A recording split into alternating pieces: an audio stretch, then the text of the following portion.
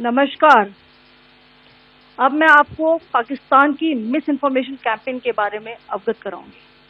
पहला, पाकिस्तान ने यह क्लेम किया कि उसने अपने JF-17 से हमारे S-400 व ब्रह्मोस मिसाइल बेस को नुकसान पहुंचाया, जो कि बिल्कुल गलत है। दूसरा, उसका यह भी मिस इन्फॉर्मेशन कैंपेन था कि हमारी एयरफील्ड, जो कि सिरसा, जम्मू, पठानकोट, बठिंडा, नलिया और भुज में है, ये उसका मिस इन्फॉर्मेशन भी बहुत गलत है। तीसरा, पाकिस्तान के मिस इन्फॉर्मेशन कैंपेन के मुताबिक हमारे एम्यूनिशन डम्प्स जो चंडीगढ़ और बियास में है, उसका डैमेज हुआ, यह भी बिल्कुल गलत है। हमने आपको मॉर्निंग ब्रीफिंग में बताया था विथ फैक्ट्स एंड फिगर के साथ कि ये सारी चीजें बिल्कुल सही सलामत हैं।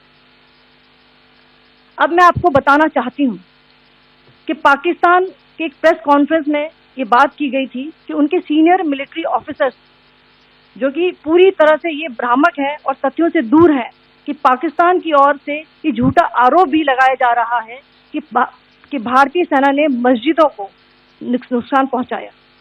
मैं इससे बिल्कुल स्पष्ट करना चाहती हूं कि India is a secular nation और हमारी सेना भारत के कॉन्स्टिट्यूशनल वैल्यूज की एक बहुत प्यारी झलक है।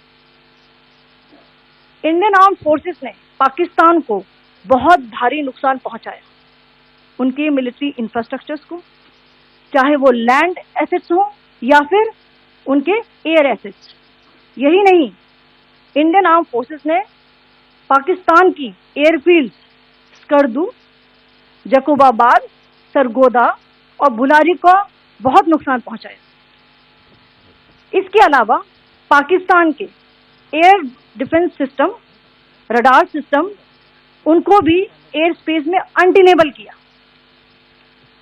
यह भी बताना चाहती हूँ कि लाइन ऑफ कंट्रोल के पास पाकिस्तान के command and control, logistic installation और उनके मिलिट्री इंफ्रास्ट्रक्चर, मिलिट्री पर्सनल का इतना भारी नुकसान हुआ कि पाकिस्तान की ऑफेंसिव व डिफेंसिव कैपेबिलिटी को नष्ट कर दिया गया।